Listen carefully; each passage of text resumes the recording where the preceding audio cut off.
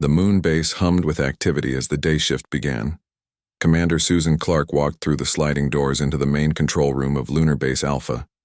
Her boots made soft thuds on the metal floor as she headed to her station. The room was filled with the glow of screens and the quiet voices of technicians at their posts. "Morning, Commander," said Lieutenant Eric Diaz, handing her a cup of coffee. "Thanks, Eric," Susan said, taking a grateful sip. "Anything interesting happen while I was asleep?" Eric shook his head. "Quiet night. Just the usual chatter from the Mars colony and some updates from the mining crews in the belt." Susan nodded and settled into her chair. At 42, she had spent nearly half her life in space, working her way up through the ranks of the United Earth Defense Force. The UEDF had been formed after the Resource Wars 20 years ago, when Earth's nations finally realized that cooperation was the only way forward if humanity wanted to reach the stars. She began her daily review of sensor logs, watching for anything unusual in Earth's neighborhood. Humanity had spread throughout the solar system in the last decade, with permanent bases on the Moon and Mars and mining operations throughout the asteroid belt. The UEDF's job was to protect those scattered outposts and maintain peace among Earth's sometimes fractious nations. Susan was halfway through her second cup of coffee when a red light began to flash on her console. An alert appeared on her screen, drawing her attention immediately. "We've got something," she called out, her fingers moving quickly over the controls to enhance the signal. "Unknown transmission coming from the edge of the system." Eric hurried over, leaning in to look at her screen. "Natural phenomenon?" Susan shook her head, feeling a chill run down her spine. "No. It's repeating in a pattern. Mathematical sequences, prime numbers." She looked up at him, her eyes wide. "This is artificial, Eric. Someone sent this." The room fell silent as other technicians turned to look at them. "Are you saying it's—" Eric couldn't finish the sentence. "I'm saying it's not from us," Susan said firmly. She pressed a button on her console. "Get me Admiral Nelson, now." Admiral Frank Nelson arrived at the moon base 6 hours later, his face grim. At 65, he had seen humanity at its worst during the Resource Wars and at its best during the subsequent push into space. The possibility of contact with an alien intelligence was something the UEDF had prepared for, but none of them truly expected it to happen in their lifetime. "Show me," he said without preamble as he entered the now crowded control room. Susan pulled up the signal data on the main screen. "It's been transmitting continuously since we first detected it. The pattern is unmistakable, sir." Nelson studied the screen, his bushy eyebrows drawn together. "Have you tried to respond?" "Not yet, sir. We wanted your authorization first." Nelson nodded approvingly. "Good. We follow first contact protocols. Get Dr. Martinez up here from Earth. If anyone can make sense of this, it's him." Dr. Paul Martinez arrived 12 hours later, his eyes bright with excitement despite the rushed journey from Earth. At 35, he was the leading xenolinguist in the UEDF, though until now, his field had been purely theoretical. "This is incredible," he breathed as he examined the signal. "The mathematical patterns are clearly designed to establish communication. They're using prime numbers as a universal language." He worked without stopping, pausing only to drink the coffee that Susan made sure was always at his side. His team of linguists and mathematicians worked remotely from Earth, sharing data and theories as they tried to decode the message. 3 days passed. The tension in the lunar base grew as news of the signal was kept secret from the general public. Only top government officials and key UEDF personnel knew what was happening. On the morning of the 4th day, Paul emerged from the communication lab, his face pale and his eyes red from lack of sleep. He looked like a man who had seen a ghost. "I've decoded it," he said simply. "Admiral Nelson called an emergency meeting of the UEDF High Command. Representatives joined via secure video link from Earth, Mars, and the larger space stations." Susan sat next to Paul, watching as he nervously arranged his notes before the meeting began. "Are you okay?" she asked quietly. Paul looked at her, his expression troubled. "I don't know. The message, it's not what any of us expected. Before, She could ask more questions. Admiral Nelson called the meeting to order. Dr. Martinez has decoded the alien transmission. Doctor, please share your findings. Paul stood up, his hands trembling slightly as he faced the most powerful military leaders of Earth. The signal is a distress call, he began. It comes from a species that calls themselves the Nalari. They are... He paused, searching for the right words. They are refugees, fleeing from something. Fleeing from what exactly? Asked General Samantha Ward from her office in Geneva.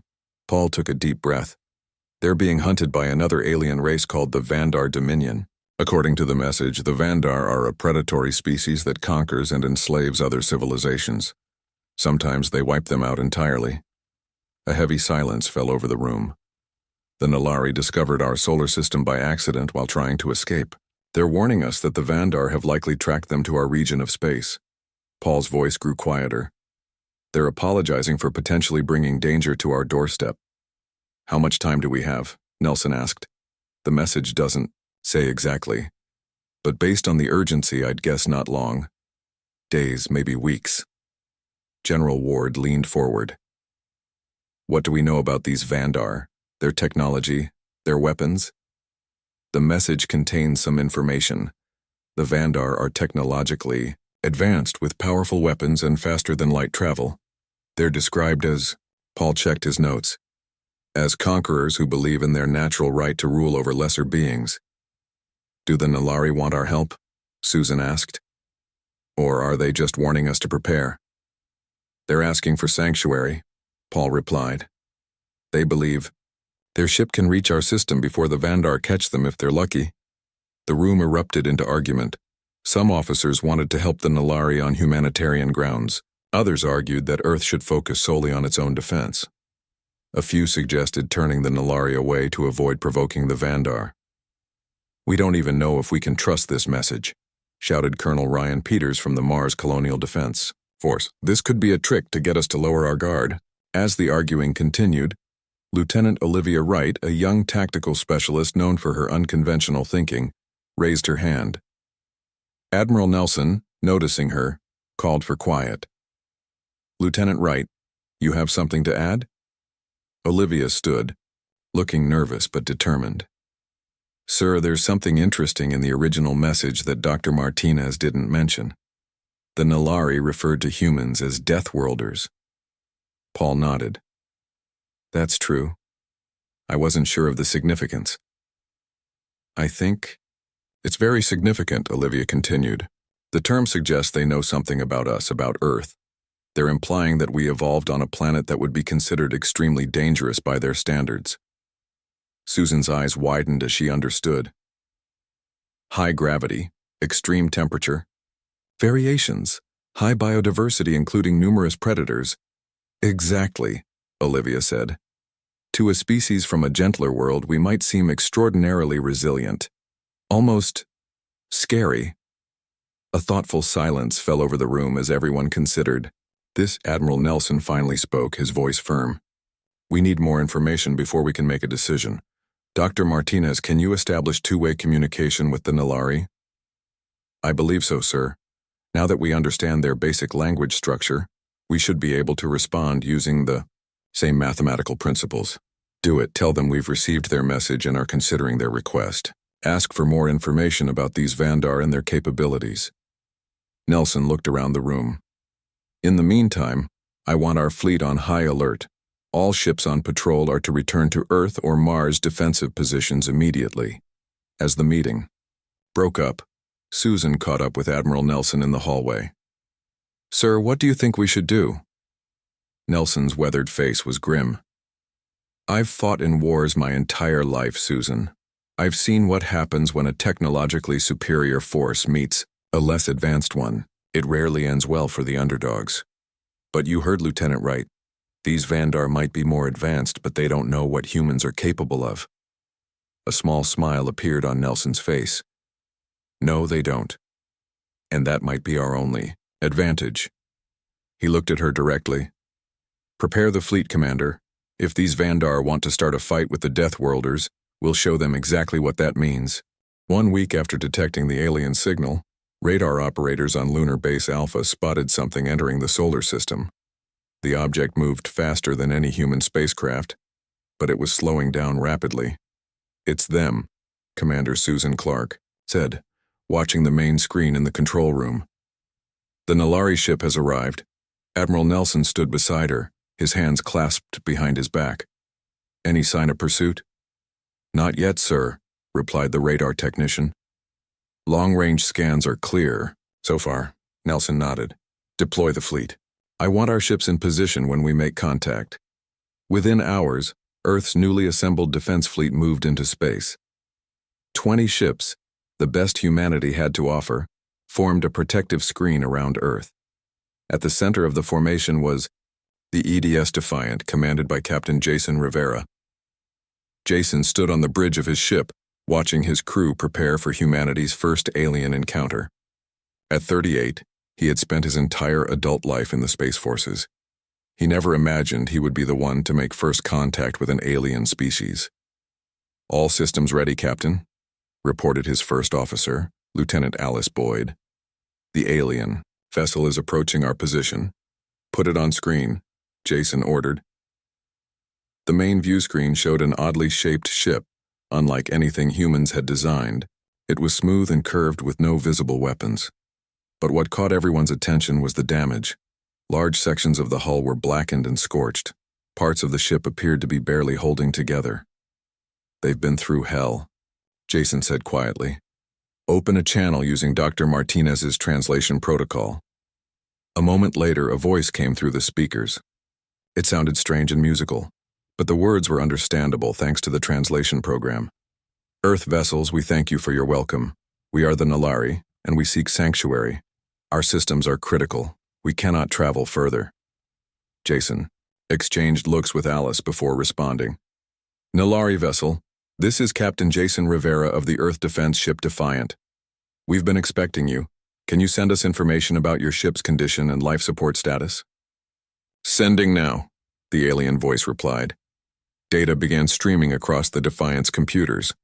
The ship's doctor, Diane Foster, studied the readings with fascination. "Captain," she said after a few minutes, "their atmosphere is surprisingly similar to ours. Slightly higher oxygen content, but nothing we can't handle. Their life support systems are failing, though. They need help quickly." Jason made his decision. "Dr. Foster, prepare a boarding party. We're going to help them." Diane led the boarding team onto the Nalari ship an hour later. She wore a light breathing mask as a precaution, but according to her readings, the alien air was safe enough for humans to breathe with only minor discomfort. What she wasn't prepared for was the sight of the Nalari themselves. The aliens were tall and thin, with bodies that seemed almost fragile. Their skin was nearly transparent, showing faint outlines of organs underneath. They had 4 long, delicate arms and large, expressive eyes that took up most of their faces.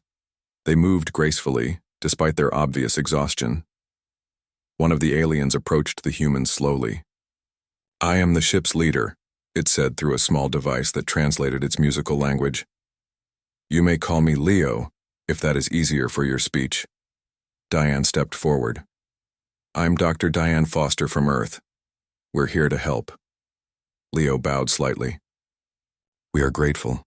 Our ship was damaged escaping the Vandar fleet. Many of my people are injured." Diane scanned the alien with her medical equipment, fascinated by what she was seeing. "Your biological structure is so different from ours," she said. "You're much more unfragile." "Yes," Leo agreed. "Your world would crush us with its gravity. We evolved on a planet with 1/3 of Earth's pull. Our bodies are adapted for lightness and flexibility, not strength." The human medical team spread out through the ship, helping injured Nalari. They found 20 survivors in total, some badly hurt from their ship's damaged systems. "We can treat them on the Defiant," Diane told Jason over the radio. "But we'll need to adjust the gravity in the medical bay. Their bodies can't handle our normal settings." As the rescue operation continued, Leo was brought to the Defiant to meet with Captain Rivera. The alien moved carefully in the reduced gravity of the briefing room, still struggling slightly with each step. "Tell me about these Vandar who are chasing you," Jason said once they were seated. Leo's large eyes blinked slowly. The Vandar believe themselves to be the apex predators of the galaxy. They hunt other species for sport and resources. Many civilizations have fallen to them, and they're coming here? To Earth? Yes. They followed our trail. We tried to hide it, but they have excellent trackers. Leo's voice became sad. We apologize for bringing this danger to your world. We had nowhere else to go. Jason leaned forward. How powerful are they? What kind of weapons do they have? Leo used a device to project images onto the wall. The Vandar ships appeared, massive and threatening, bristling with weapons. They were at least 3 times the size of Earth's largest vessels. Their main weapons are energy-based, Leo explained. They can destroy a ship our size with a single shot. They have faster-than-light travel and shields that block most conventional attacks. And what about the Vandar themselves? What do they look like? The image changed to show a reptilian species with thick scales and powerful bodies. They stood on 2 legs but had 4 arms like the Nilari, though the Vandar's limbs were muscular and equipped with sharp claws. They evolved as apex predators, Leo said. They are strong, aggressive, and believe it is their right to dominate lesser species. How many ships are coming? At least 7? Maybe more. Jason felt a cold knot in his stomach. 7 ships, each more powerful than anything Earth had built. The odds didn't look good. Back on the Defiance bridge, Jason watched in amazement as Leo observed the human crew preparing for battle. The alien seemed confused by what he was seeing. Your protective equipment seems minimal, Leo commented. Don't you need more shielding from impacts and pressure changes? Jason smiled slightly. Our bodies can handle more stress than yours. We evolved on a high-gravity world with extreme conditions. But the acceleration forces in space combat will be uncomfortable, but we can take it, Jason finished. Our bodies are dense, our bones strong, and our reflexes quick. We've adapted to survive in a harsh environment.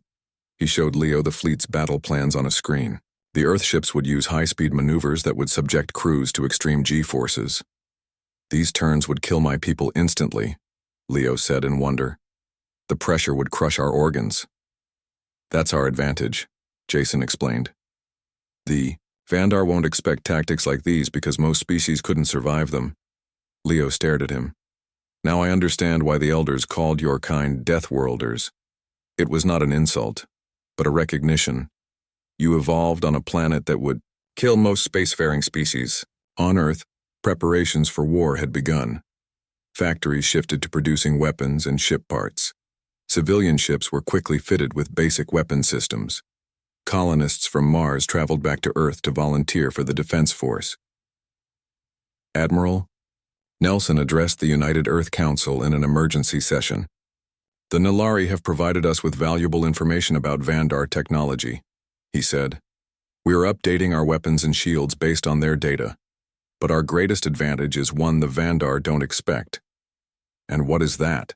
Asked the council. President, humanity, Nelson replied simply. Our bodies, evolved on Earth, can withstand conditions that would kill both the Nilari and the Vandar. Our reaction times are faster, our endurance greater. We're used to fighting for survival. One council member looked skeptical. But their technology is so far beyond ours. How can we possibly win?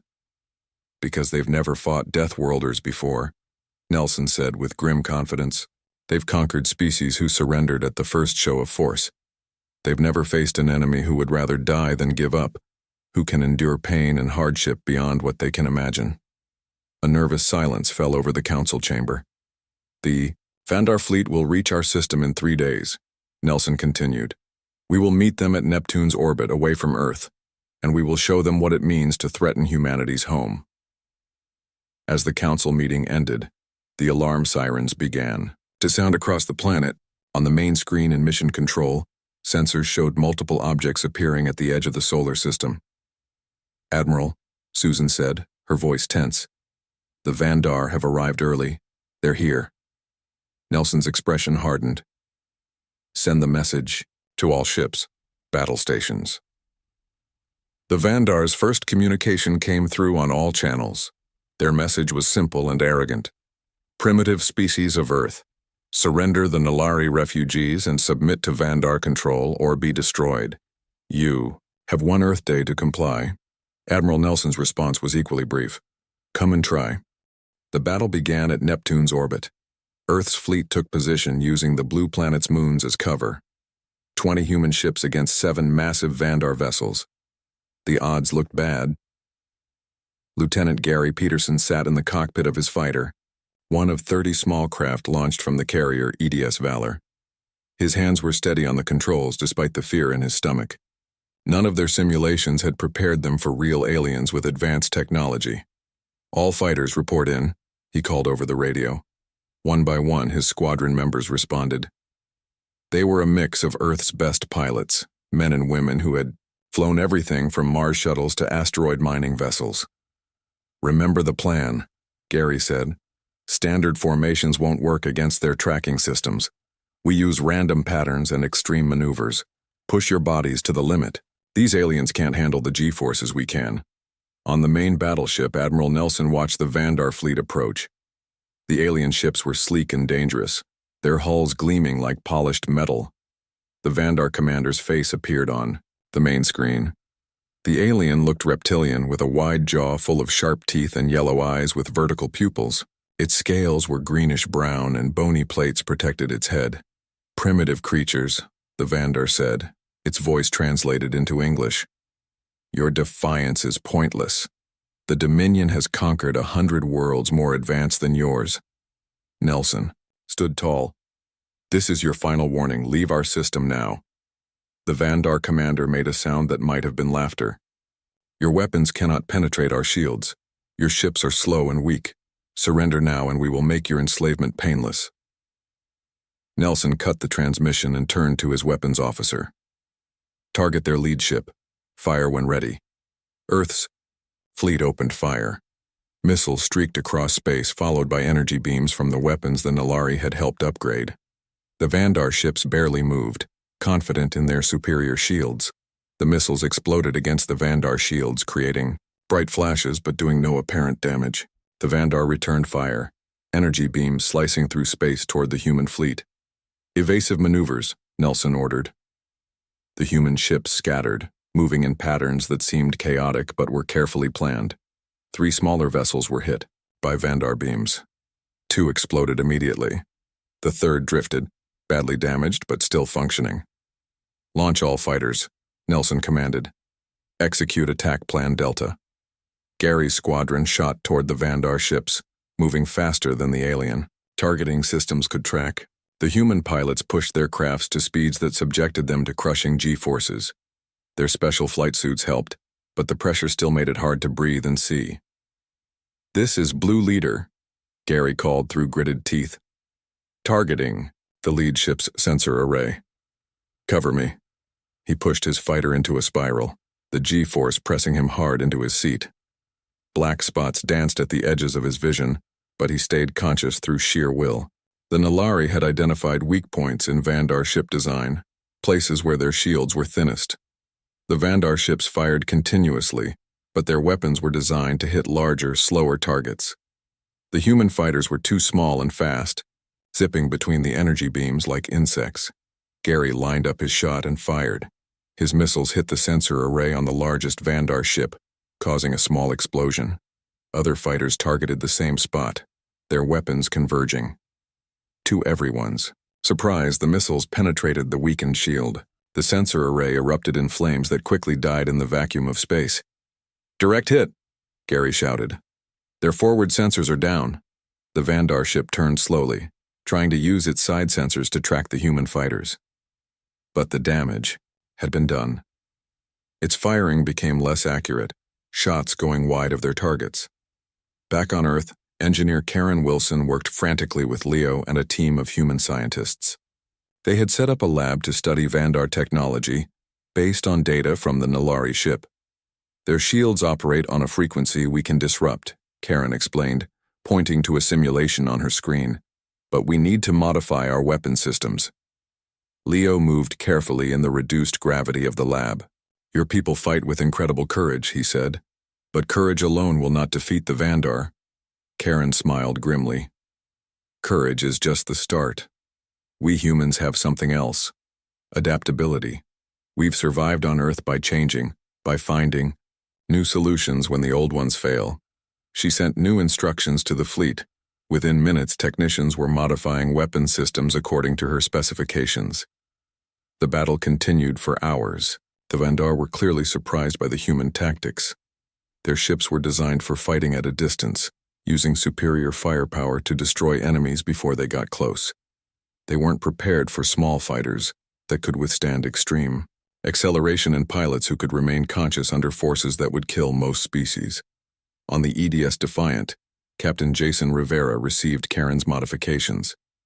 Engineering, implement these changes to our main weapons, he ordered. Target the lead Vandar ship when ready. The modified energy beam shot out from the Defiant, hitting the Vandar vessel. This time, instead of being absorbed by the shield, the beam penetrated it, carving a long gash in the alien ship's hull. "It worked!" Jason exclaimed. "Send the modifications to all ships. Concentrate fire on their lead vessel." The Vandar commander appeared on screen again, its reptilian face showing confusion and the beginning of fear. "How are you doing this?" "Your technology is primitive." Jason didn't respond. Instead, he ordered another volley. Multiple beams from the Earth fleet struck the Vandar ship, cutting through its once impenetrable shields. The alien vessel began to break apart. Explosions, rippling along its hull. The other Vandar ships moved to protect their flagship, but they were now on the defensive. The human fighters pressed their advantage. Gary led his squadron in attack runs that no Vandar pilot could predict or counter. The human capacity to withstand extreme G-forces allowed them to execute maneuvers that the Vandar computers classified as impossible. No rational being would attempt them due to the physical strain. "Blue 3 on your tail," Gary shouted as he saw a Vandar attack craft pursuing one of his pilots. "I can't shake him," came the panicked response. "Pull up, maximum thrust, then cut engines and rotate." The human fighter shot upward, then suddenly killed its engines, flipping end over end while maintaining its trajectory. The Vandar pursuer couldn't react in time and overshot its target. The human pilot reignited engines and destroyed the confused alien craft. On the ground, Leo watched the battle unfold through Earth's monitoring systems. "Incredible," he whispered. "Your people can think and react even while under physical stress that would incapacitate most species." Karen nodded as she continued working on weapon modifications. "We evolved that way. Earth is a high-gravity planet with extreme environments and dangerous predators. We had to become tough just to survive. The Vandar have never faced a species like yours," Leo said. "They expect others to fight as they do, with caution and concern for personal safety." "That's not how humans work," Karen replied with a grim smile. "When threatened, we don't back down. We push harder."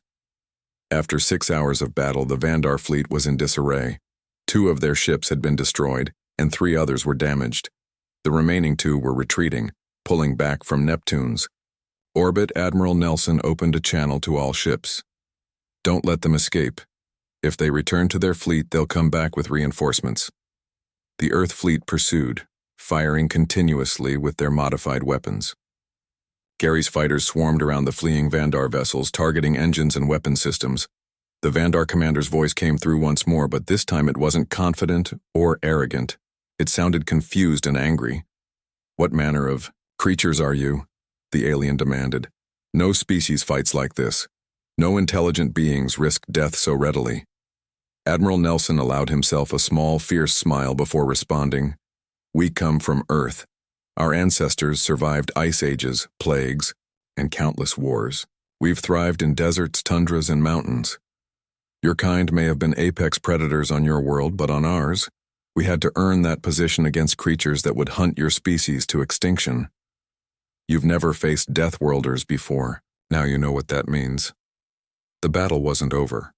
The Vandar still had technological advantages, and their retreating ships were calling for reinforcements.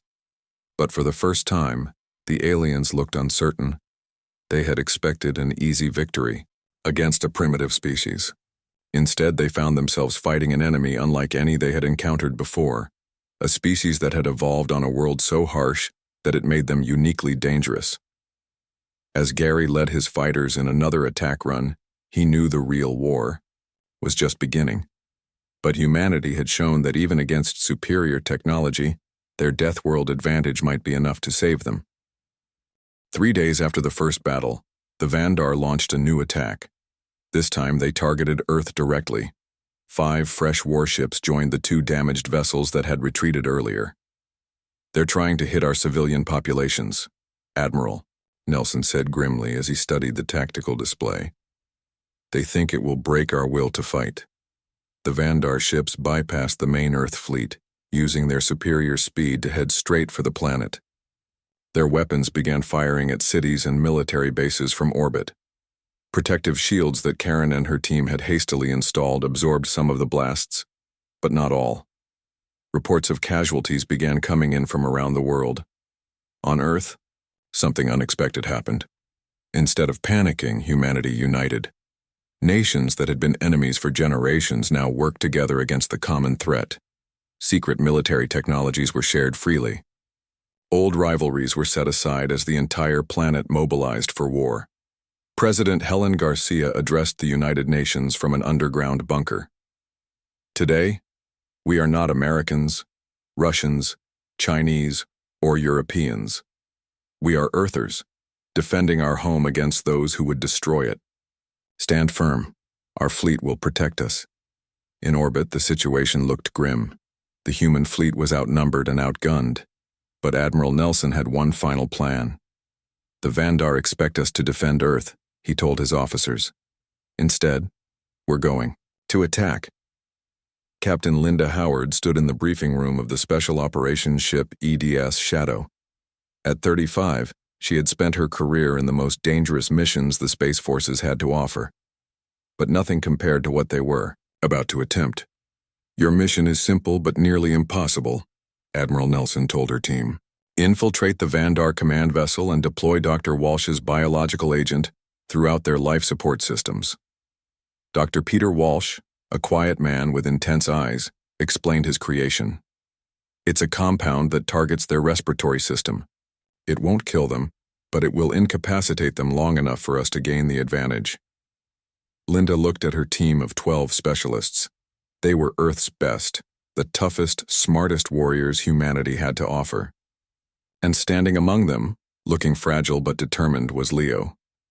"I know their ships," the alien said. "I can guide you through their security systems." "It's a suicide mission," one of the soldiers muttered.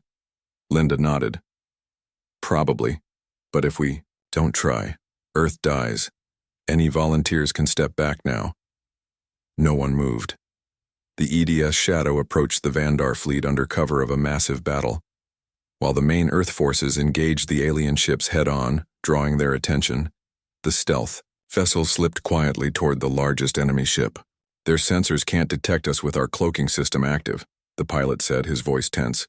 "But we'll be visible once we dock." Linda checked her weapon one last time. "Then we'll have to be quick." The Shadow attached itself to the Vandar ship's hull. Cutting tools whined as they created an entry point. Alarms immediately began blaring inside the alien vessel. "Move!" Linda shouted as the airlock opened. Her team poured into the Vandar ship, weapons ready. Leo moved with them, his fragile body struggling in the slightly higher gravity. "Turn left here," he directed. "The main life support controls are 3 levels down." The human soldiers encountered the first Vandar guards at a junction. The reptilian aliens were physically imposing, with muscular bodies and natural armor. But the humans had trained all their lives in Earth's higher gravity. Their reflexes were faster, their muscles stronger than the Vandar expected. The fight was brief but violent. 2 human soldiers fell, but the Vandar guards were defeated. "Their biology makes them strong but slow," Dr. Walsh noted, checking a wound on his arm. "They can't react as quickly as we can." The team fought their way through the ship, suffering losses but moving steadily toward their goal. Leo's knowledge of Vandar ship layouts proved invaluable, allowing them to avoid the heaviest concentrations of enemy forces. Meanwhile, the main battle raged around Earth. Colonel Ben Carter commanded the remaining human fleet from the bridge of the EDS Indomitable. The ship shuddered as Vandar weapons struck its shields, Divert all power to forward shields, Ben ordered. Prepare to execute Maneuver Omega. His second-in-command looked shocked. Sir, that's a kamikaze run. We'll lose a third of our fleet. And position the rest for a killing stroke, Ben replied. Do it. The human fleet split into two groups. One section, led by the Indomitable, charged directly at the Vandar flagship. The aliens, unable to believe that any species would sacrifice ships so readily, were caught by surprise. They concentrated fire on the approaching vessels, destroying many before they could get close. But this was exactly what Ben had planned. While the Vandar were focused on the kamikaze group, the second human fleet circled around to attack from behind. All ships, target their engines, Ben commanded. Fire, everything we have. On the Vandar command ship, Linda's team reached the central life support control room. They had started with 12. Now only 5 remained, plus Leo and Dr. Walsh. Seal the door, Linda ordered as they fought off the last guards. Dr. Walsh rushed to the control panels, setting up his equipment with Leo's guidance. I need 5 minutes to introduce the agent into their air systems, he said. You have 2, Linda replied, checking the ammunition in her weapon. They're trying to break through the door. The Vandar commander watched with growing concern as the battle turned against his fleet. The primitive humans were fighting with a ferocity and disregard for personal safety that made no sense to him. No species he had ever encountered would sacrifice ships and crews so readily. Sir, one of his officers reported, intruders have reached life support control, the commander snarled. Send all guards to... He never finished the sentence. The air suddenly felt thick in his lungs. Around him, other Vandar began to cough and gasp. In the life support room, Dr. Walsh smiled grimly. It's done. The agent is spreading through every ship connected to their network. Linda immediately opened a channel to all Earth vessels. This is Captain Howard. Biological agent deployed. I repeat, agent deployed successfully. She turned to her surviving team. Now we get out of here if we can. Admiral Nelson, watching from his command ship, nodded with satisfaction as reports came in. The Vandar fleet was in chaos. Their crews were struggling to breathe, unable to fight effectively. Open a channel to the Vandar command ship, he ordered. The reptilian commander appeared on screen, visibly struggling to breathe. His yellow eyes burned with hatred and confusion. What have you done to us? He gasped. We've shown you what happens when you threaten Earth, Nelson replied calmly. The agent affecting your troops will wear off in approximately 12 hours. By then, your ships will be disabled or destroyed. You have one choice now. Retreat with the vessels you have left, or be annihilated. The Vandar commander stared at him in disbelief. You could kill us all. Why offer mercy? Because we're not like you, Nelson said. We don't hunt other species for sport or conquest, we just want to be left alone. But make no mistake. If you return, there will be no mercy next time. After a long pause, the Vandar commander nodded slowly. We withdraw. The alien fleet began to pull back, their movements erratic as their crews fought against the effects of the biological agent.